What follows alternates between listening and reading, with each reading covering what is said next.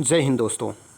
किसी साहित्यकार ने कहा है वहाँ अंधेरा जहाँ आदित्य नहीं है। आदित्य यानी सूर्य।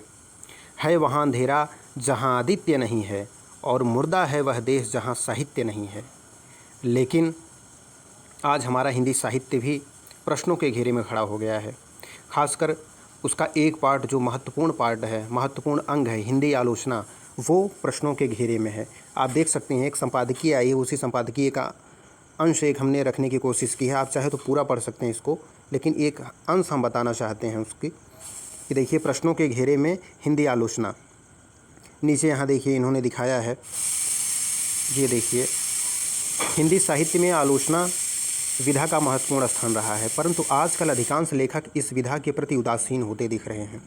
ऐसे समय में सुधीर पचौरी की एक पुस्तक आई है जिसके माध्यम से हिंदी आलोचना को समग्रता में समझा जा सकता है। इस पुस्तक में आलोचना के नए प्रतिमान स्थापित करने का प्रयास किया गया है।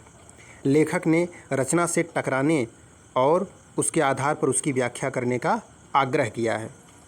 तो ये तो आप जान ही रहे होंगे, हिंदुस्तान जो अखबार है, न्यूज़पेपर है, उसमें अक्सर सुधीर पचौरी जी के जो व्यंग हैं वो आते रहते हैं। लेकिन यहाँ आलोचना आती है, एक तरह से व्यंग के रूप में आलोचना ही करते हैं, आलोचना उनकी व्यंग्यात्मक होती है। यहाँ आप देख सकते हैं ये हमारे पुराने साहित्यकार हैं सब। शायद ये भी, इनकी भी आत्मा इस चीज़ से बड़ी दुखी होती होगी कि एक वो भी दौर था, एक आज का दौर है। ये देखिए आचार्य रामचंद्र शुक्ल जी हैं, यहाँ पे आपको शुक्ल जी दिख जाएंगे। यहाँ बगल में ही आपको दिख जाएंगे हजारी प्रसाद द्विवेदी जी। आप जान ही रहे हैं कितने बड़े आलोचक हुए हजारी प्रसाद द्विवेदी जी। और यहीं पे आपको नीचे की तरफ ही मिल जाएंगे रामविलास शर्मा जी। ये रामविलास शर्मा जी जिनकी पुस्तकें पढ़ पढ़ के हम लोग बड़े हुए हैं, ये हमारे साहित्यकार। और यहाँ पास में ही आपको सुधीर पचौरी जी मिल जाएंगे, जो आज भी पूरी तन्मयता के साथ अपने कार्यों का निर्वहन कर रहे हैं। और इनके लेख जो है वो आपको हिंदुस्तान में देखने को मिल जाएंगे, हिंदुस्तान न्यूज़पेपर जो आता है। तो चलिए इस संपादकीय के कुछ प्रमुख अंशों को हम लोग पढ़ते हैं, देखते हैं क्या क्या लिखा है इन्होंने। ये देखिए अनंत विजय जी के द्वारा ये लेख लिखा गया है। यहाँ देखिए इसकी कुछ चीज़ें हमने हाईलाइट की हैं, आप चाहें तो इसको पढ़ सकते हैं। देखिए यहाँ पे स्वाधीनता के बाद से देखें तो हिंदी साहित्य की अलग अलग विधा में अलग अलग तरह की प्रवृत्तियाँ दिखाई पड़ती हैं। उदाहरण के लिए कहानी में नई कहानी, अकहानी, आंचलिक कहानी, सचेतन कहानी, समानांतर कहानी आदि का दौर दिखाई देता है। कविता में भी नई कविता, अकविता, प्रयोगवादी कविता, प्रगतिवादी कविता की चर्चा होती है। कविता और कहानी की इन प्रवृत्तियों को स्थापित करने में आलोचकों की बड़ी भूमिका रही है। वास्तव में एक ये भी कहा जाता है, आलोचक जो हमारे हैं वास्तव में उनके विषय में कहा जाता है कि यदि शुक्ल जी ना होते, खासकर शुक्ल जी के विषय में, यदि आज शुक्ल जी ना होते तो शायद कबीर दास जी का भी अस्तित्व ना होता। यदि आलोचक हमारे ना होते तो ऐसे तमाम हमारे साहित्यकार हैं जो शायद आज हम उनको उस रूप में नहीं देख पाते, या उनकी विधाओं को उस रूप में नहीं देख पाते जिस रूप में आज हम लोग उनकी विधाओं को पढ़ते हैं, देखते हैं, उनको समझते हैं। तो हिंदी साहित्य का एक महत्वपूर्ण अंग रही है शुरुआत से ही आलोचना, हिंदी आलोचना। ये देखिए नीचे इन्होंने दिखाया है। हाँ, हिंदी आलोचना पर तमाम तरह के आरोप लगते हैं, लेकिन इसकी दयनीय स्थिति क्यों हुई, इसके कारणों को जानने की गंभीर कोशिश नहीं होती। वास्तविकता यही है। आरोप तो लगाना आसान बात है, आरोप हर कोई लगा सकता है, हम भी लगा सकते हैं, आप भी लगा सकते हैं, लेकिन वास्तव में कारण क्या है इसकी जानने की कभी कोशिश नहीं हुई। क्यों? क्योंकि एक तरफ ये भी देखा जाए कि लोगों का रुझान ज़्यादातर कविताओं की तरफ ही रहा। लोग कविताओं की तरफ तो आकर्षित हुए, जितना आकर्षित कविताओं की तरफ हुए उसका 1/3 भाग भी शायद आलोचना की तरफ रुझान नहीं रहा। जो हमारे नए नए PhD करने वाले शोधार्थी हैं उनकी भी यही स्थिति है। ये देखिए फिर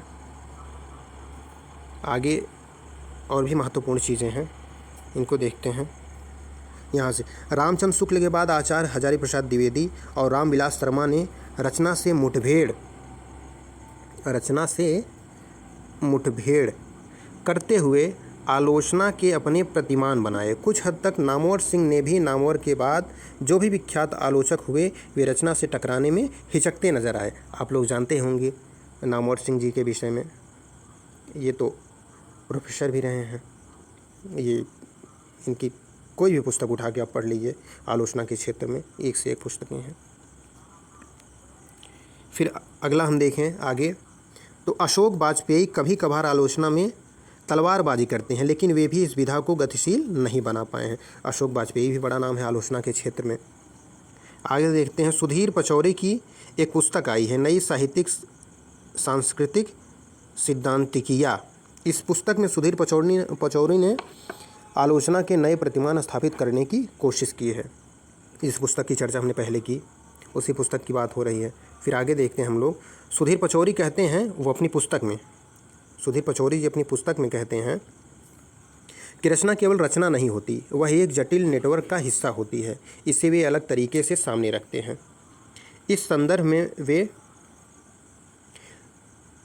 जायसी की पद्मावत और तुलसी के रामचरितमानस का उदाहरण देकर नया प्रतिमान गढ़ने का प्रयास करते हैं। वह बताते हैं कि रामचंद्र शुक्ल ने करीब 90 वर्ष पहले जायसी के पद्मावत की भूमिका लिखी थी और उसे प्रेम गाथाओं की काव्य परंपरा में ऊंचा स्थान दिया था।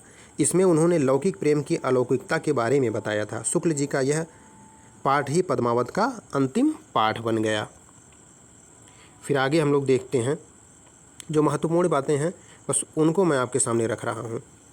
इसे आगे यहाँ देखिए, वह मानते हैं कि आरंभ में हिंदी आलोचना स्वयं को संस्कृत से जोड़कर देखती थी। धीरे धीरे वह इससे दूर होती चली गई। बाद में अंग्रेजी साहित्य शास्त्र ने उसकी जगह ले ली। वह कहते हैं कि संस्कृत का काव्य शास्त्र जो हिंदी को उत्तराधिकार में मिला था, उसकी कुंजियाँ तो बना ली गईं, लेकिन उसमें गहरे नहीं उतरा गया, इसलिए उसका नया संस्कार नहीं हो सका।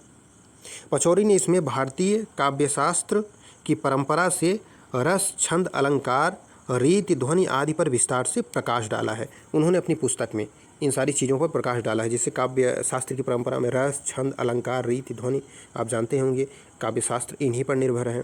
इस पर उन्होंने विस्तार से प्रकाश डाला है। उन्होंने ध्वनि सिद्धांत के पुनर्गठन की बात भी की है और पश्चिम के सिद्धांत और सिद्धांतकारों की स्थापनाओं से तुलना करके इसकी श्रेष्ठता साबित की है। हिंदी आलोचना को अगर कटघरे में खड़ा करना है तो इस तरह से करना होगा जैसे सुधीर पचौरी ने किया है। यदि हमें हिंदी आलोचना की दुर्दशा की बात करनी है तो उसकी मूल गलतियों को लेकर गंभीरता से विमर्श करना होगा। इसका महत्वपूर्ण लाभ यह होगा कि जो ऐतिहासिक भूलें हुई हैं। तो मित्रों, मातृभाषा हिंदी का एक जागरूक विद्यार्थी होने के कारण मेरा एक कर्तव्य भी बनता था कि हिंदी आलोचना की वर्तमान समय में क्या स्थिति है, ये बातें मैं आप तक पहुंचाऊं। तो उम्मीद करता हूं ये बातें आपको समझ में आई होंगी। अच्छा लगे तो वीडियो को लाइक ज़रूर करिएगा और शेयर करेंगे तो इससे हमारा भी मनोबल थोड़ा सा बढ़ेगा। बहुत बहुत धन्यवाद। जय हिंद, जय भारत, वंदे मातरम।